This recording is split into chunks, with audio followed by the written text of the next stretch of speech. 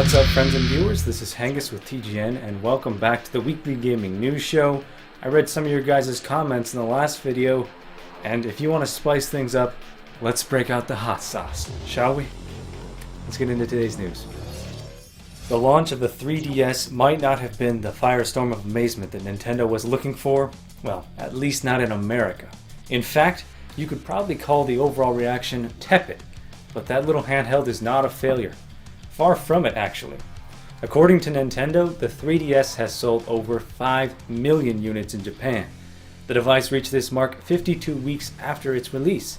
This makes the 3DS the fastest selling console in Japan history. It beat out the original DS and the Game Boy Advance to claim this title. So, do you think Nintendo has a pretty solid grip on the handheld market? Are Americans too lazy to leave the house so they don't need to buy handhelds? You decide. He might not be a household name, but he should be, and you've probably played and loved some of his stories.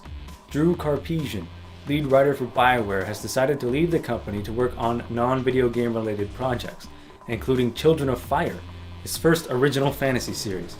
Karpyshyn wanted to make sure on his website that everyone knew the parting was completely amicable and 100% my decision. You've enjoyed some of Mr. Karpyshyn's writing if you've played and enjoyed any of the following: Baldur's Gate, Neverwinter Nights, Jade Empire, Mass Effect, Knights of the Old Republic. So yeah, he's kind of a big deal. Good luck to Mr. Karpyshyn in all of his future endeavors. A few weeks back we mentioned the rumors of Assassin's Creed 3, which at the time was thought to be the next game in the series. Well, it has now been confirmed and is official. Assassin's Creed 3 is the next game in the series and will be released on October 30th. At least that's what they've said. Sadly, we have no other solid information on the title as Ubisoft is being tight-lipped on the sequel. It can be guessed that the new game will star a new assassin and wrap up the current story arc, but nothing is confirmed.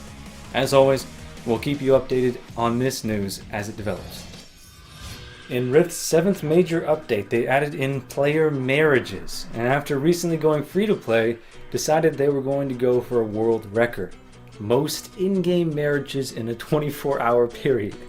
Yeah, Guinness tracks everything. Last week on Valentine's Day, 21,879 marriages took place in the MMO. Who says gaming isn't romantic? Forever alone, anyone? We're still pretty early in 2012 and it's only a few months since the release of Modern Warfare 3, but gamers are already clamoring to know what the next title in Activision's yearly shooter will be. Well, the rumors are stirring and the thought is that this year's Call of Duty will be Black Ops 2. Amazon France briefly published a listing for Black Ops 2 before quickly removing it. Whoopsies.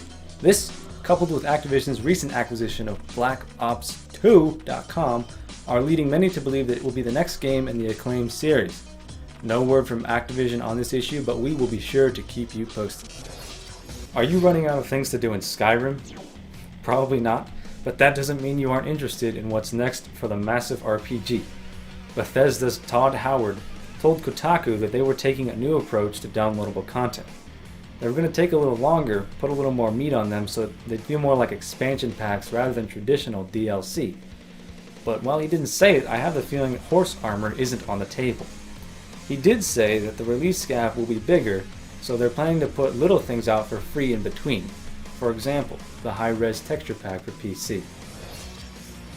Looks like Kickstarter is getting pretty popular after Double Fine's hugely successful recent campaign. inXile, developers of Hunted: The Demon's Forge, have announced that they plan to use Kickstarter to fund a reboot of Wasteland. For those unaware, Wasteland is a classic PC RPG that is often considered the spiritual precursor to the Fallout series. inXile's CEO Brian Fargo told IGN that since his company acquired the rights to Wasteland, fans have been greatly anticipating a new game, and after seeing Double Fine's success, they started having meetings and mapping out production.